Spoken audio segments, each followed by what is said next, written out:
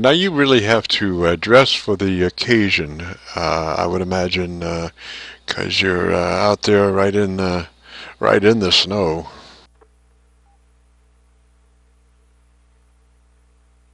I do wear my long underwear. I do have ski bibs and a ski jacket on. Got glove liners. Got nice, good socks. They're called heat holders, and they work real well. They're like 3 times warmer than most any thermal sock. So yeah, I do dress for it, but well, the way I come down the slope, I'm sweating by the time I get to the bottom because I'm working so hard on up and down and back and forth. Roger that. Now, how long is the run? Is it like 2 miles or 3 miles, or how long is that run? Well, they claim it's a 400-foot vertical, that you go from the top of the hill to the bottom is 400 foot. But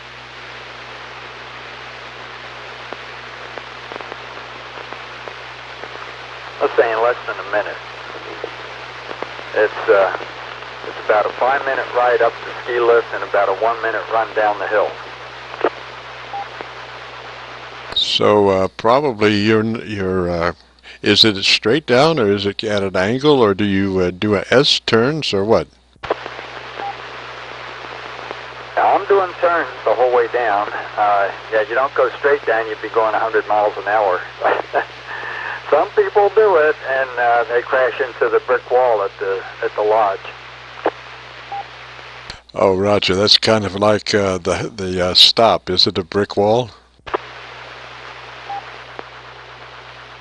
They've got a porch on there and all kinds of stands to lean your skis up against.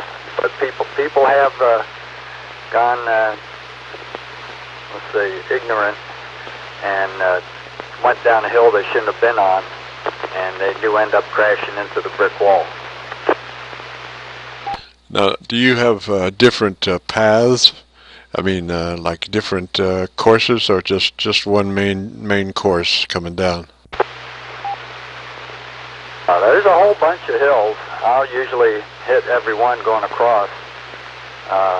There's black diamonds that are the most difficult, and there's blue circles that are intermediate, and then there's real easy ones, and that's a green square. So they rate, and course open. Let's see, on the red chair, and they've got 5 chairs.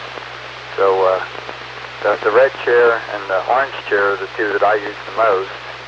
And the red chair has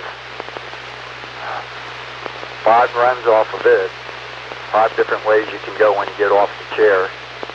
And the orange chair has 5 different paths to go off of it.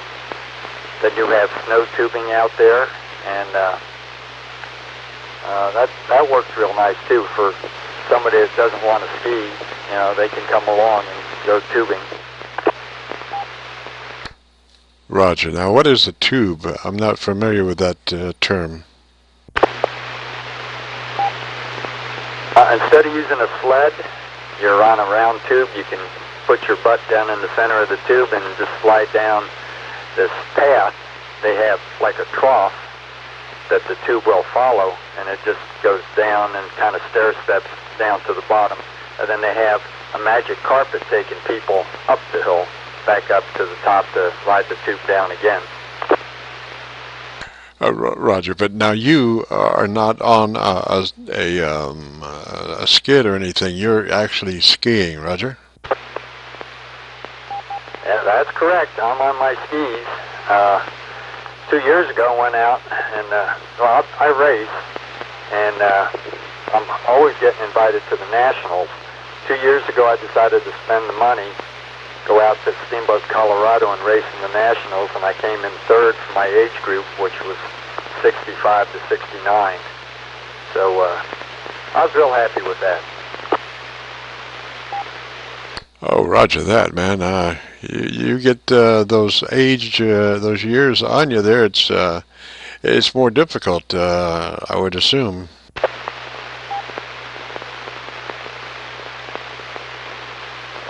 Yeah, for a lot of people, they end up hurting bad enough and are having problems that they end up giving up skiing. And I look at it the other way. I want to keep doing it as long as I can to keep in shape.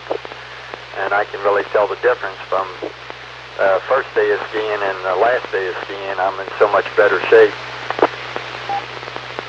Roger. Now, out of curiosity, in this ski area, are there many trees?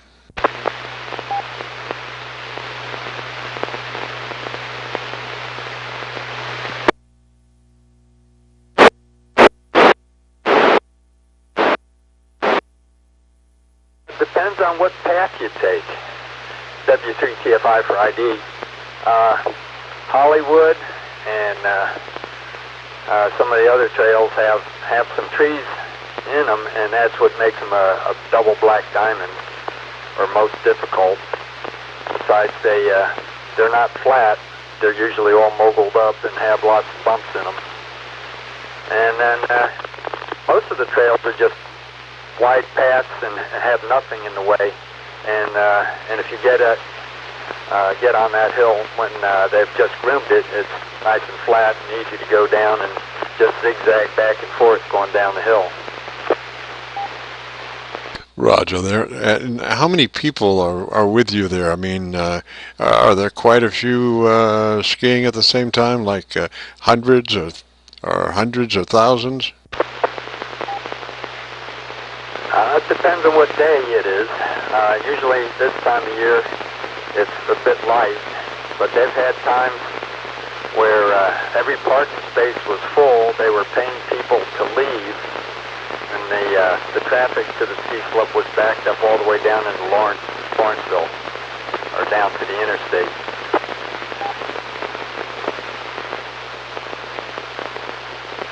Roger that. Roger that. And so, does it take you long to recuperate from the ski exercising?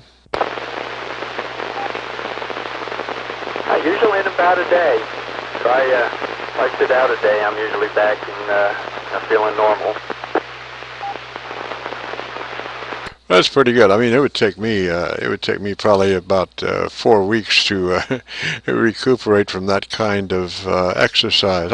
I do try to ride a bike every day for a couple of hours, and I'm kind of used to that. But that's a different kind of a deal there. My drag is set on probably gear 2. Next to the slowest gear, and but I do have a lot of kind of hilly areas in my my riding. I'm on a pedway around the lake, which is just over a mile, and I do have quite a few ups and downs. So rather than spend my life shifting gears, I've found the gear that works best for uphill, and I figured that downhill will take care of itself. Roger. Sounds like a good plan.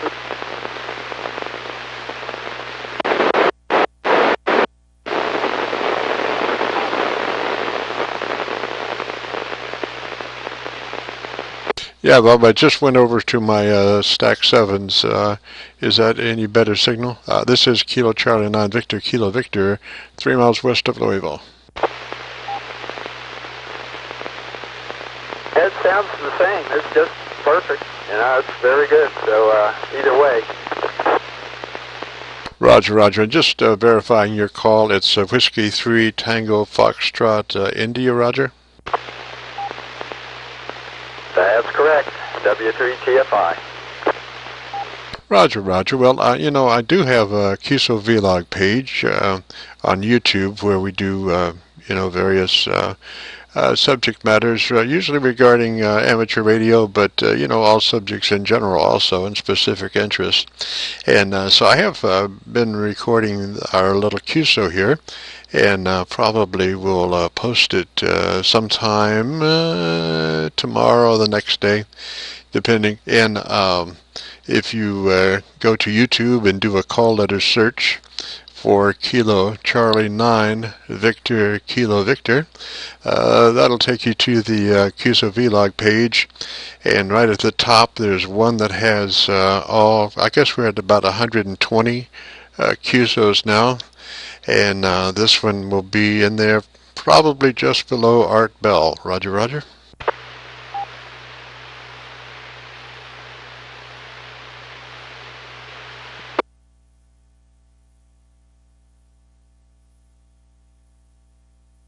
Okay, very good. I'll have to check that out.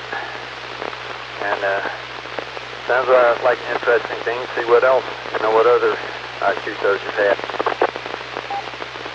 Roger, roger. And do you know what the call sign for this repeater is offhand?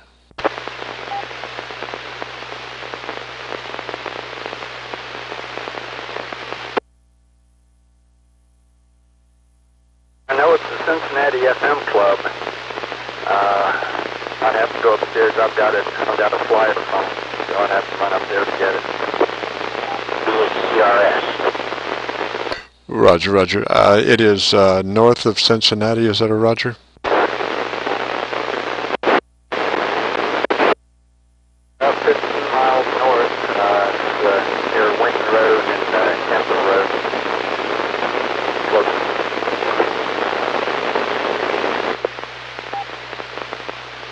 Roger, roger. Just was a little noisy that last time, but it wasn't the actual signal. It was another signal, I guess, that was coming in with it. Am I noisy to you now? No, there's no problem there.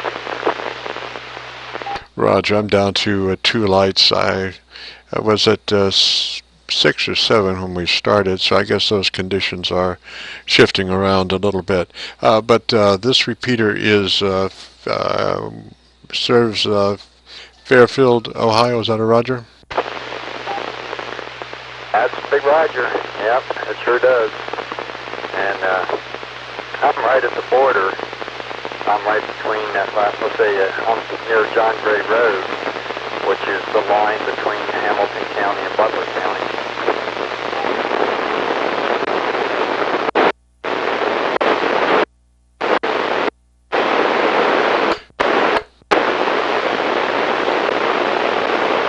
Roger, roger. Well, Bob, I think we're about ready to fade out, buddy.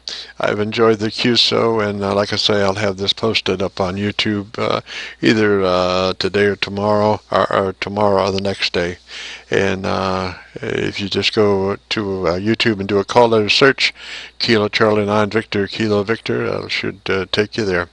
Let me say 3's up that way. Well, I've still got some conditions, and you have a real good day. Roger, roger.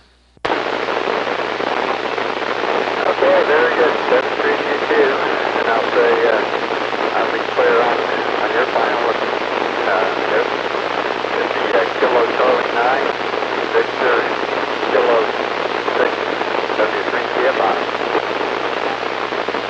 Roger, roger. 3 is catching there. KC9VKV, 3 miles west of Louisville. Clear?